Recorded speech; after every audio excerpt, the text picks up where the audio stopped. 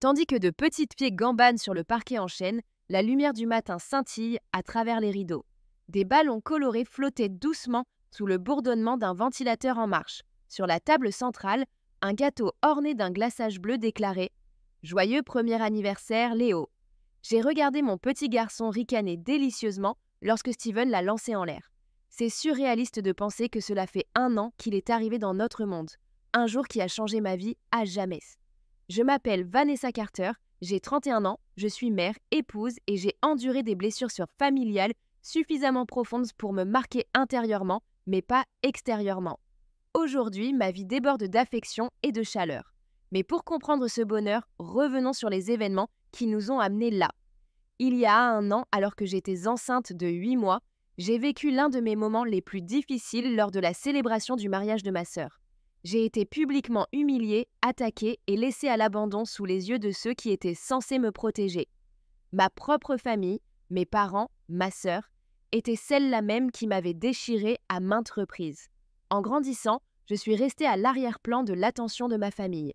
Ma mère, Barbara, était plus préoccupée par son apparence que par mes émotions. Mon père, Charles, était perdu dans son monde, ne réagissant que lorsque ma jeune sœur Jessica prenait la parole. Jessica, toujours la vedette, recevait des éloges pour la moindre de ses réalisations. Les miennes, comme l'entrée à l'université ou la création de ma propre entreprise, passaient inaperçues. Même lorsque j'ai annoncé avec enthousiasme ma grossesse, l'accueil a été froid et dédaigneux. Avec cette carrière, comment vas-tu t'en sortir ? Ma mère n'a pas pris la peine de masquer son désarroi, et mon père a continué à lire son journal avec nonchalance. L'invitation au mariage de Jessica arriva sans surprise, luxueuse et ostentatoire, exactement comme elle. Insérée dans une enveloppe de soie blanche gaufrée d'or et ornée d'un ruban rose tendre, elle représentait tout ce que j'avais été conditionnée à attendre d'elle. Steven a trouvé l'invitation et l'a posée sur le comptoir de la cuisine. En silence, j'ai tracé le ruban, mais je ne l'ai pas détaché. « Tu veux y aller ?» Steven m'a demandé doucement, sa voix étant remplie d'une compréhension de la complexité qui se cachait derrière cette simple question. Une partie de moi voulait s'en débarrasser, l'autre, fil meurtri s'accrochant encore à un lambeau d'espoir, pensait « peut-être que cette fois-ci sera différente ». J'ai décidé d'aller à l'encontre de mon meilleur jugement. L'espoir l'emporte sur l'expérience. Nous avons décidé d'assister ensemble à la séance et de partir au moindre signe de malaise. Le soutien de Steven, comme toujours, était inconditionnel. Le jour du mariage, vêtue d'une robe marine élégante mais confortable, adaptée à mon ventre gonflé, je me suis préparée. Malgré les désagréments habituels de la grossesse, j'étais déterminée à être élégante. J'ai enfilé de petites boucles d'oreilles en saphir, un cadeau de Steven, et j'ai complété mon look.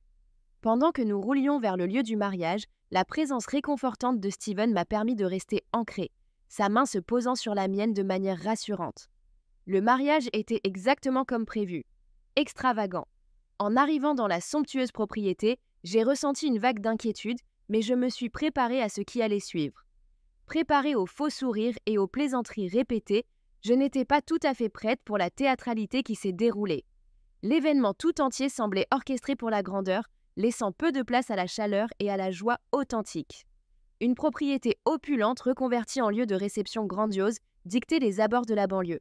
Cette pensée me taraude, ce sentiment familier de ne pas être à ma place. L'allée était ornée de véhicules haut de gamme et les invités montèrent les marchands de marbre dans des robes radieuses, captant les premiers rayons du soleil. J'ai remarqué quelques visages, des dames des soirées de jeux social de Barbara, des messieurs du groupe professionnel de Charles, mais aucun ne m'a reconnu. À l'intérieur, le décor était un mélange époustouflant de blancs et d'or, d'énormes lustres de cristal, de vibrants bouquets de roses exotiques et des colonnes de bougies ivoire créaient un spectacle à la fois magnifique et écrasant. « Respirez », murmure Steven. « Nous ne serons pas là longtemps. Nous sommes entrés, non pas pour recevoir les accolades de la famille, mais pour recevoir un signe de tête de l'une des assistantes de Jessica, qui nous a tendu une enveloppe portant la mention « réservée pour le trop-plein ». Un débordement, comme un excédent de bagages. En parcourant la salle de bal ornée, mon regard s'est posé sur ma mère. Élégante et distante près de l'estrade, dans une robe ivoire personnalisée ornée de diamants. Ses cheveux étaient impeccablement coiffés. Non loin de là, Jessica était éblouissante dans une robe de mariée rose qui coulait comme de la lumière liquide, entourée de photographes et de son entourage. Mon sourire était faible, non par jalousie, mais par épuisement du vernis d'indifférence que j'avais maintenu. Cela me faisait mal, l'absence de préoccupation pendant ma grossesse, le manque de soutien, le sentiment persistant d'être une étrangère dans ma propre famille. Ce jour-là amplifiait cette douleur, rouvrant de vieilles blessures. Steven et moi nous sommes dirigés vers une table isolée dans le couloir menant à la cuisine, loin des festivités. Notre table, avec son linge froisseau et son argenterie dépareillée, contrastait fortement avec les somptueuses décorations qui se trouvaient ailleurs. Steven n'a rien dit, mais sa poigne s'est resserrée tandis qu'il tirait ma chaise. « C'est bon », l'ai-je rassuré à voix basse. Nous nous y attendions. Il a acquiescé, puis s'est excusé pour prendre un appel à l'extérieur, invoquant le bruit. Un peu plus tard, ayant besoin de bouger, je me suis levée. C'est alors que je l'ai entendu. Vanessa, Jessica se tenait là, sa robe étincelante, ses boucles coiffées à la perfection mais apparemment sans effort. Son sourire était aussi poli que son apparence, et elle ne rencontrait pas tout à fait ses yeux. « Tu te montres vraiment ?» a-t-elle remarqué. Enceinte de 9 mois, j'ai simplement répondu « Il est en bonne santé ». Son regard s'est déporté avec dédain sur ma tenue vestimentaire. « Vous n'auriez pas pu choisir quelque chose de plus flatteur ?» Retenant ma frustration, j'ai détourné le regard alors que la salle commençait à se remplir, les photographes se positionnant pour la grande entrée de la mariée. « Jessica, commençai-je doucement en gardant mon calme, je suis ici parce que je tiens à toi. Quels que soient tes sentiments à mon égard. » Quelque chose en elle a changé à ce moment-là. Ses traits se sont crispés. « Alors prouve-le », répliqua-t-elle brusquement. Elle désigna un imposant vase de marbre le long de l'allée. « Rapproche-le de l'avant, il gêne les photographes. » Je l'ai regardé, abasourdi. « Vous voulez que je le déplace ? Ce n'est pas lourd, à moins que la grossesse ne t'ait complètement handicapée. » Je me suis raidie. D'une voix ferme, je lui ai rappelé. « Jessica, je suis enceinte de 37 semaines. Je ne devrais pas soulever d'objets lourds. » Elle s'est rapprochée, le ton venimeux. « Alors pourquoi venir ?» J'ai expiré et me suis retournée pour partir, mais sa main s'est refermée sur moi. Ce n'était pas léger, c'était volontaire. La pièce a repris son souffle. Mon corps s'est tordu, perdant l'équilibre, et je suis tombée à genoux. La douleur me transperça et soudain, la chaleur se répandit sous moi, sur le marbre froid. La salle, jusqu'alors en effervescence, devint mortellement silencieuse alors que la réalité de la situation se déroulait sous leurs yeux. Un silence inquiétant s'installa dans la pièce. Un verre se brise au loin. Le doux murmure d'un obturateur d'appareil photo emplit l'air. J'ai reculé, le cœur battant, les yeux écarquillés entre terreur et incrédulité. De l'autre côté de l'étendue, ma mère, Martha, haletait de consternation, ces mots n'étant qu'un faible murmure. « Qu'as-tu fait ?» À ce moment-là, la voix de Jessica a tranché la tension. « Tu as détruit mon mariage !» Mon souffle s'est coupé, la panique s'est emparée de ma poitrine. Ma robe, lourde de liquide, me collait à la peau. Les murmures fusent, chacun saisit son téléphone, le visage marqué par l'horreur, et s'éloigne comme si j'étais une paria. « Tu n'aurais pas dû venir !» a crié Jessica. Au moment où je luttais pour retrouver mon équilibre, la silhouette de mon père a traversé la foule, le visage déformé par la rage. Sans perdre une seconde, il s'est emparé de l'objet le plus proche. Un pied de micro effondré et l'a fait s'écraser sur moi. Le bruit effroyable du métal contre l'os se répercuta sur le sol immaculé. Le silence m'enveloppa momentanément. Puis, un bourdonnement aigu a envahi mes oreilles, ma vision s'est teintée de rouge et de la chaleur a suinté le long de ma tempe. Paralysée, je n'arrivais pas à comprendre la réalité. Mon père m'avait frappée en public pendant une cérémonie de mariage, alors que j'étais enceinte. Des halètements ont parcouru la foule. Le cri d'une femme a traversé l'air, le verre s'est brisé au loin. Mes jambes se sont dérobées et je me suis effondrée, le tissu humide de ma robe étant froid contre ma peau. La douleur irradiait de mon abdomen jusqu'aux palpitations de ma tête. Il l'a frappée. Elle saigne et elle est enceinte. Les chuchotements se sont transformés en un chœur de choc et de condamnation. Dans le tumulte, la voix stridente de Jessica retentit à nouveau. « Pourquoi as-tu volé la vedette aujourd'hui ?» Ce qui l'intéressait, c'était ses photos, son statut social, son moment viral, mais pas mon bien-être. Lorsque j'ai entendu le bruit sec des talons qui s'approchaient, ma mère est apparue, non pas avec sympathie, mais avec mépris. « Lève-toi » a-t-elle sifflé. « Tu fais une scène. » Le sang a coulé dans mes yeux lorsque je l'ai regardée. réalisant alors que pour eux, je n'étais qu'un obstacle, pas un être cher. En marge, une voix furieuse a hurlé mon nom. « Vanessa !» C'était Chris. Il a traversé les badauds figés, l'expression tourmentée, et son regard m'a trouvé vautré dans un mélange de sang et de liquide amniotique. Il s'est agenouillé et a pris mon visage dans ses bras. « Qui t'a fait ça ?» a-t-il soufflé, les mains tremblantes à la recherche de signes de conscience. Je n'ai répondu que par un murmure à peine audible. Des larmes ont troublé ma vision. Des voix se sont élevées autour de nous. C'était son père. Elle a perdu les os et il l'a frappé. Chris s'est levé d'un bond. La fureur dans ses yeux est indéniable. Appelez une ambulance tout de suite. Son propre téléphone était déjà collé à son oreille. C'est un appel urgent. Ma femme enceinte a été agressée. Elle saigne. Nous avons besoin d'aide immédiatement et l'agresseur est toujours présent. Ces paroles ont déclenché une activité soudaine, remplaçant la fascination morbide qui régnait auparavant. Un inconnu s'est précipité avec un linge pour ma tête, tandis qu'un jeune homme a placé sa veste sous mon cou.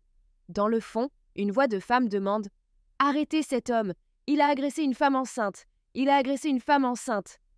Mon père, quant à lui, s'était retiré, les mains tremblantes, tentant vainement de se justifier.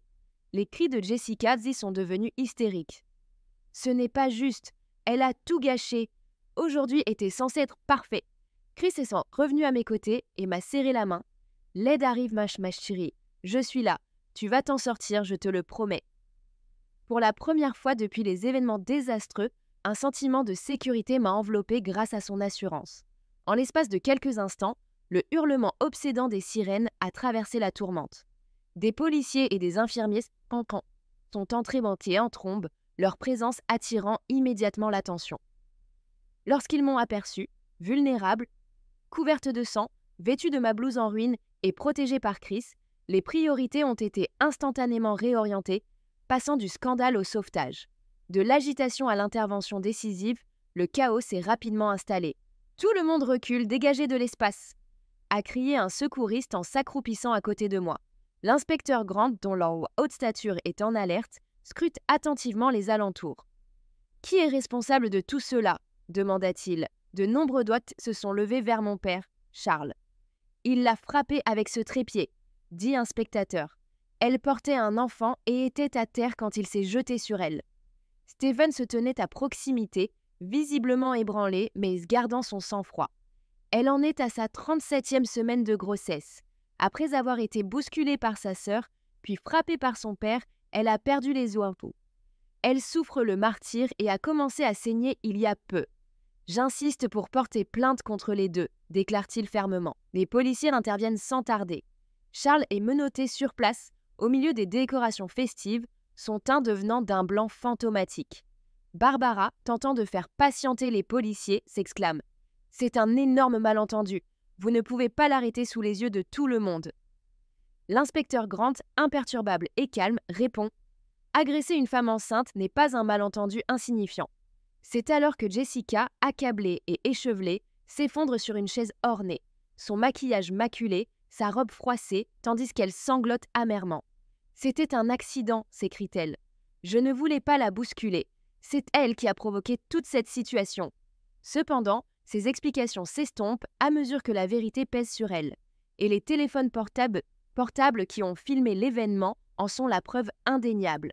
L'inspecteur Grant s'approche d'elle et déclare fermement « D'après les témoins oculaires et les images vidéo, c'est vous qui avez provoqué l'affrontement qui a entraîné les blessures de la victime. Vous devez aussi venir avec nous. » Alors que les menottes s'enroulent autour de ses poignets, les protestations de Jessica fusent. « Ça ne peut pas arriver, c'est le jour de mon mariage. » Steven a marmonné pour lui-même et s'est agenouillé à nouveau près de moi pendant que les ambulanciers préparaient la civière. Au milieu de tout cela, Barbara a essayé de discuter de la question, mais elle a été interceptée par un autre officier. « Madame, vous avez agressé verbalement la victime alors qu'elle était blessée au sol. Vous êtes maintenant détenue pour entrave à la justice et complicité potentielle d'agression, » a déclaré fermement l'officier. Bientôt, tous les trois, ma mère, mon père et ma sœur, ont été escortés vers la sortie, menottes au poignet, par la porte même par laquelle ils étaient entrés avec grandiloquence quelques heures auparavant. C'est alors que le dernier clou dans le cercueil de ce qui était censé être une occasion joyeuse a été posé. La famille de Brandon, la future belle famille de Jessica, avait tout vu. Sa mère se tenait près de la sortie, les bras croisés, le visage empreint d'un mélange de colère et de répulsion. « Ce mariage est annulé », déclare-t-elle sévèrement. « Nous refusons d'associer notre nom de famille au vôtre. » Un souffle étouffé résonna, tandis que l'expression de Jessica se transformait en une expression de terreur pure. « Non, s'il vous plaît, vous ne pouvez pas, » plaide-t-elle. « Tous les arrangements, les dépenses… » Mais la mère de Brandon l'interrompt brutalement. « Tu as déjà dépensé ton intégrité et tu es clairement en faillite. » Sur ce, ils sont partis. Alors qu'on me soulevait sur la civière, Steven m'a serré la main avec insistance. Un secouriste a appliqué une compresse sur ma tempe tandis qu'un autre surveillait de près mes signes vitaux. « Nous nous dirigeons vers l'hôpital St. Grace », nous a-t-il dit. « Vous êtes stable, mais nous préparons l'équipe de la maternité au cas où le travail commencerait plus tôt. » Steven m'a embrassé la main et m'a rassuré en chuchotant « Je suis là avec toi, jusqu'au bout. » Alors que les portes de l'ambulance se refermaient, laissant derrière elles les vestiges d'un mariage gâché, j'ai reposé ma tête et j'ai dit tranquillement « Laissez leur façade parfaite s'effondrer. Je ne cherche plus leur acceptation. J'ai ma vraie famille ici. » L'ambulance a traversé la ville avec urgence, les sirènes transperçant le soir alors qu'à l'intérieur, tout restait étrangement calme. Un ambulancier surveillait le moniteur des battements du cœur du fœtus, tandis que je resserrais ma prise sur la main de Steven. « Tenez bon Vanessa, vous vous en sortez merveilleusement bien et le bébé est stable », a rassuré l'ambulancier. La présence de Steven était réconfortante et il restait près de moi. « Je regrette de t'avoir laissé, ne serait-ce qu'un instant. »« Si j'avais su », a-t-il dit, la voix empreinte d'inquiétude.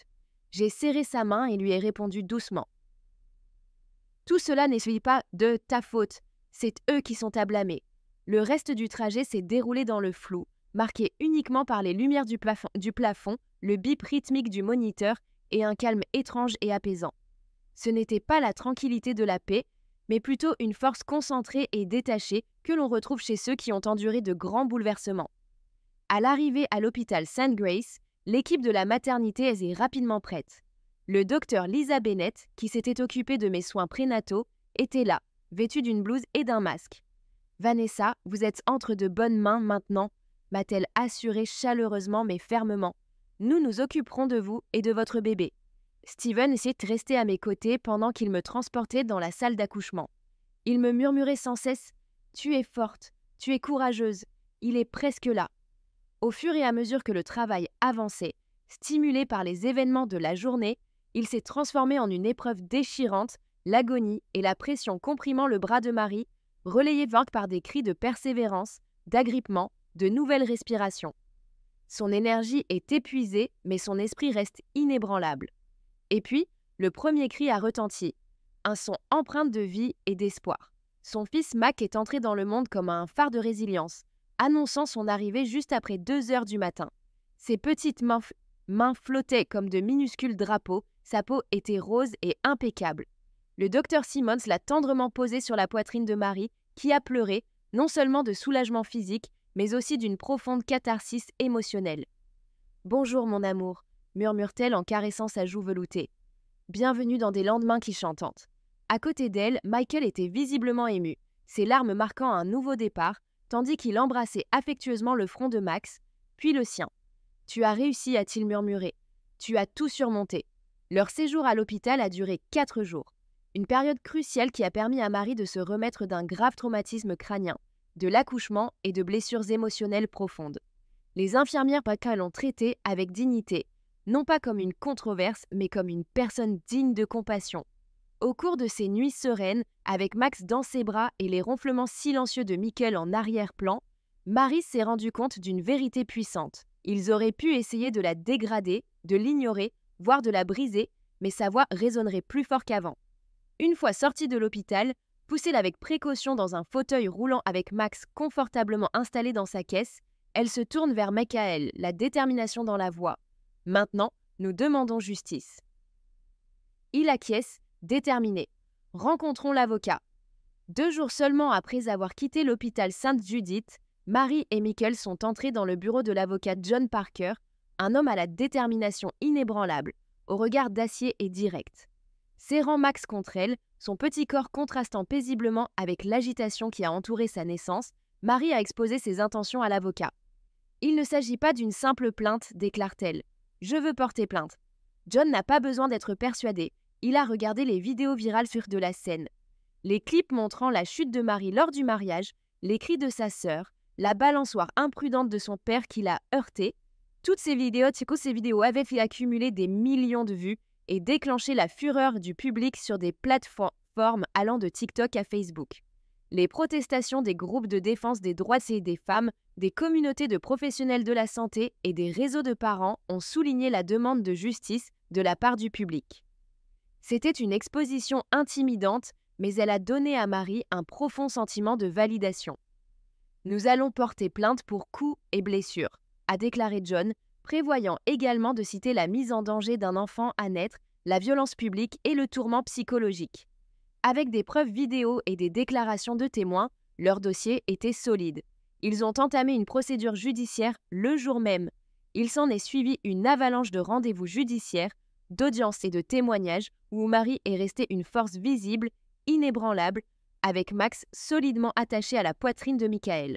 Les chuchotements des spectateurs de la salle d'audience ne l'effraient pas. Les regards désapprobateurs des anciens amis de ses parents ne la découragent pas. Elle se concentre sur les décisions du juge et sur la perception du jury.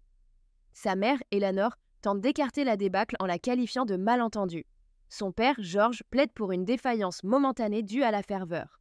Sa sœur, Linda, s'est présentée comme la victime, déplorant que le jour de son mariage ait été gâché, mais leur façade n'a pas tenu. Les preuves étaient irréfutables. Les images de sécurité, les vidéos des participants et les nombreux témoignages détaillaient sans équivoque leurs actes d'humiliation, de mise en danger et d'agression à l'encontre de Marie, qui était alors enceinte et vulnérable. Finalement, le juge a rendu son verdict par un calme jeudi après-midi.